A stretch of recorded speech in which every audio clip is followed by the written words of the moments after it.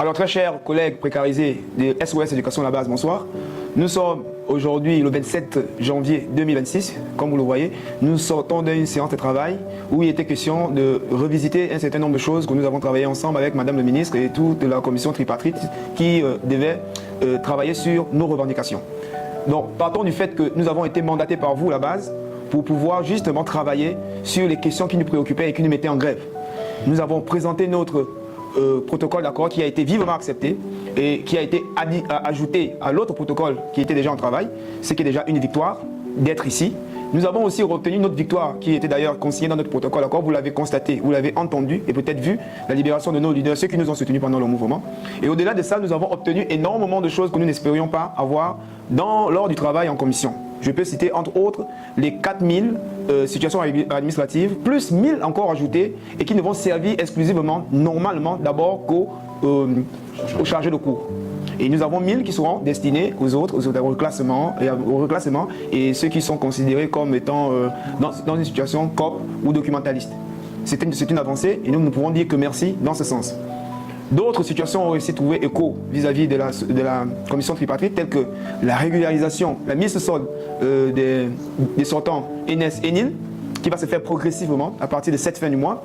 La mise sous le salaire des 18 010 bénévoles, 1810 bénévoles, qui vont commencer aussi à profiter un peu de quelque chose chaque fin du mois, à partir de cette fin du mois. C'est déjà des choses que nous voulions, car nous avons travaillé cela avec vous dans nos différents forats. C'est une avancée. Donc, plusieurs choses ont été prises en compte dans notre protocole d'accord que nous allons avoir le temps d'épiloguer de fond en comble lorsque nous aurons nos AG. Ceci m'amène à dire et à remercier d'abord le président de la République qui a bien voulu être patient vis-à-vis de nous malgré un mois de grève, qui a bien voulu être patient vis-à-vis de nous en nous attribuant un médiateur que nous remercions au passage, qui a bien voulu être patient vis-à-vis de nous en nous permettant de venir aussi sur la table de négociation parce que c'est grâce à vous. C'est grâce à votre détermination qu'il a compris nos cris, nos pleurs, notre SOS. Nous nous disons merci et nous voulons simplement, à notre tour, nous rendre la perche pour lui dire, Monsieur le Président, nous allons effectivement faire en sorte que vous ne soyez plus déçus de nous. À ceux qui ont travaillé avec nous, à la commission tripartite, nous avons apprécié le climat agréable dans lequel nous avons travaillé, la considération qui a permis justement que l'enseignant puisse retrouver sa dignité, que l'enseignant puisse se sentir important, car nous sommes venus de 9 provinces pour travailler et nous avons été considérés comme des gens responsables parce que vous, La Base, vous nous avez donné la force et la voix. C'est à ce titre que mes collègues et moi sommes ravis de vous dire les avancées et de vous promettre que ce qui a été fait sera suivi parce que nous sommes désormais d'emblée faisant partie du comité tripartite. Nous allons suivre avec acuité les travaux qui se font dans nos provinces.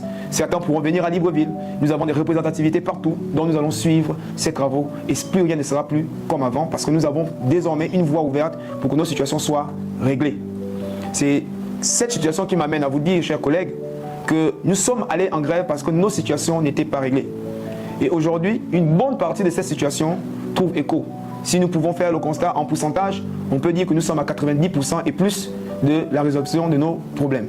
À ce titre, il nous importe donc de penser qu'il est peut-être temps de revisiter notre mouvement de grève et d'envisager cette sortie de crise pour que nous puissions retrouver le travail que nous aimons tous, l'enseignement.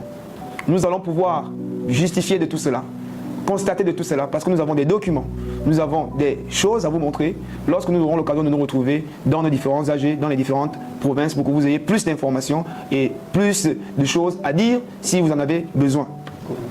Il faut dire simplement que beaucoup de choses restent à venir. Beaucoup de choses n'ont peut-être pas été faites. Il y a encore des choses qui sont restées en suspens. Mais pour l'heure, nous avons obtenu des victoires. Nous ne pouvons pas passer outre que de les célébrer. Nous allons d'abord les célébrer et nous allons continuer à travailler pour qu'elles soient plus grandes à l'avenir. C'est dans cette perspective que je demande pardon aux parents d'élèves à qui nous avons posé des désagréments en laissant les enfants à la maison. Pardon à ceux qui n'ont peut-être pas compris pourquoi nous faisions le mouvement et qui se sont frustrés quelque part. Nous disons pardon à ceux qui pensent que nous sommes, qui pensaient que nous avons été des extrémistes, des radicalistes. Peut-être ne comprenaient pas la valeur des revendications que nous avions. Aujourd'hui, nous sommes satisfaits d'avoir participé à ces travaux. Nous avons trouvé écho favorable et plus rien ne devrait nous empêcher de repartir à l'école. N'empêche que nous aurons nos AG, où nous aurons l'occasion d'épiloguer longuement sur tout ce qui a été dit. Et comme toujours, force sera donnée à la base, mais aujourd'hui, sachez que les raisons qui nous donnaient envie de rester à la maison peuvent être levées dans la mesure où le travail a été sérieusement fait. Ce que vous venez de voir, c'est juste la pointe de l'iceberg. African News, c'est la chaîne qui dit ce que tout le monde a peur de dire. On se retrouve très vite pour la suite, parce que l'Afrique mérite la vérité.